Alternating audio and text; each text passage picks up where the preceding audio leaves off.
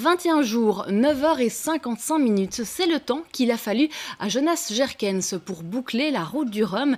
Le Bruxello-Liégeois est de retour ce soir dans la capitale, au port de Bruxelles. C'est là qu'on vous retrouve en direct Michel Gaillard. Alors Michel, avec cette performance, le skipper a battu le record de Belgique.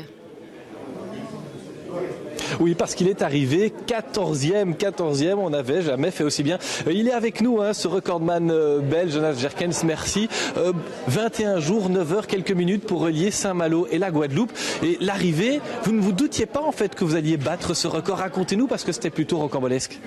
Oui, c'est sûr qu'il y a eu pas mal de péripéties pendant cette route du Rhum, des tempêtes, une escale pour réparation technique. Donc je partais de loin, j'étais 25e en repartant de mon escale technique. Donc je voulais d'abord viser un top 20 et puis j'ai raccroché rapidement le top 15. Sauf que pour la 14e place, c'était assez loin. J'ai réussi à me rapprocher très proche autour de la Guadeloupe, très proche de l'arrivée du 14e. Mais c'était loin d'être gagné, surtout que j'avais un safran qui était cassé, donc c'était compliqué.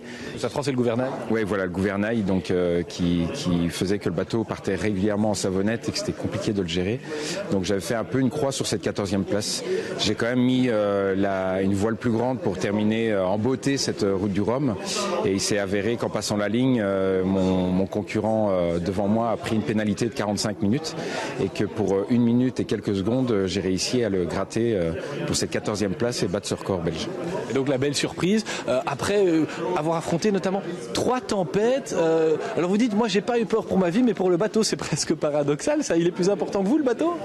Oui, déjà on est bien préparé en mode, on a des stages de survie et de sécurité en mer et de premiers secours, donc j'avais pas trop de soucis par rapport à ça et on était encore proche des côtes pour avoir des secours rapidement s'il fallait vraiment sauver notre vie.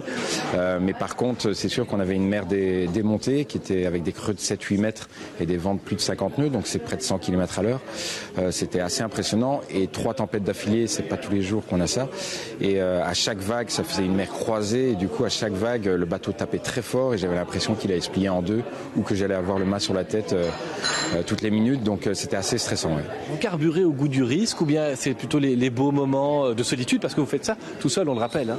Bon, il y a un peu des deux, c'est un dépassement de soi constant et une envie de relever des défis toujours plus fort et toujours plus vite.